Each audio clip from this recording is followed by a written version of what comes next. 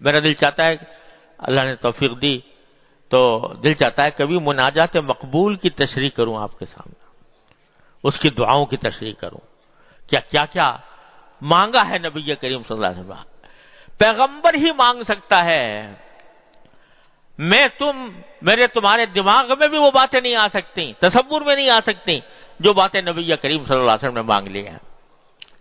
تو ایک تو آپ نے دعائیں مانگ مانگ کر اور صحابہ کرام کے سامنے وہ بتا کر اتنا بڑا ذخیرہ دعاؤں کا جمع کر دیا کہ آدمی اگر اپنی دنیا کی، آخرت کی کوئی حاجت بھی ہو وہ چھوٹی نہیں ہے، اور ایسے الفاظ سے مانگی ہیں، ایسے کہ میں کیا بتاؤں، وہ آدمی کہ وہم و گمان میں بھی وہ تعبیر نہیں آتی جو نبی کریم صلی اللہ علیہ وسلم نے۔ تو دعا کی کثرت، اس میں پہلا کام تو میں یہ عرض کرنا چاہتا ہوں،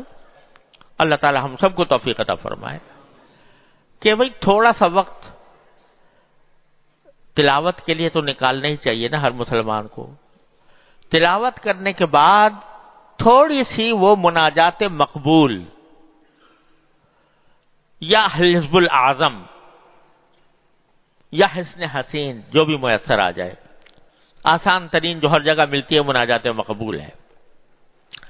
تو اس مناجات مقبول میں منزلیں مقرر کر دی ہیں حضرت نے۔ اس کا یہ مطلب نہیں ہے مناجات مقبول کی منزلوں کا کہ جو ہفتے کے دن کی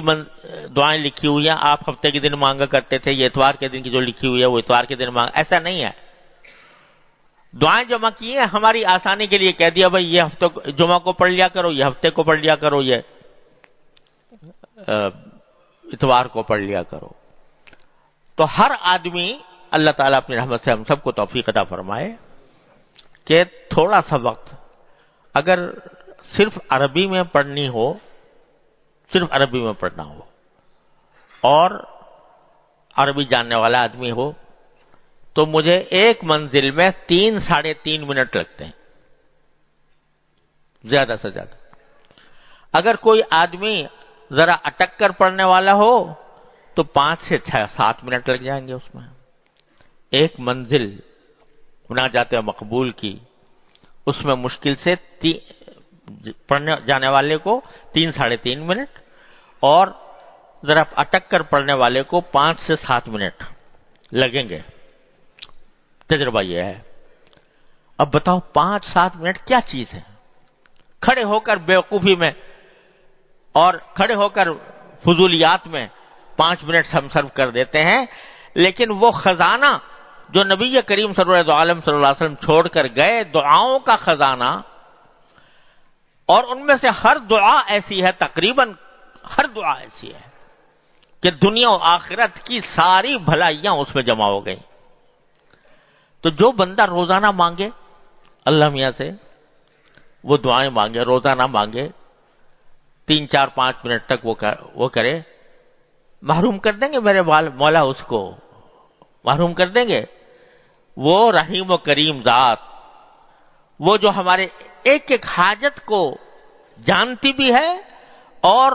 ہماری حاجت روائی بھی کرتی ہے، وہ اس اپنے بندے کو محروم کریں گے جو اس کے محبوب نبی صلی اللہ علیہ وسلم کی بتائی ہوئی دعائیں پڑھ رہا ہے۔ اور مناجات مقبول میں حضرت والا نے شروع کیا ہے، پہلی منزل جو ہے وہ ہفتے کے دن کی، وہ اس میں ساری قرآنی دعائیں ہیں، قرآن نے جو دعائیں سکھائی، قرآن کریم نے جو دعائیں سکھائی، اور وہ رسول کریم صلی اللہ علیہ وسلم بھی مانگا کرتے تھے۔ اب بتاؤ جو دعا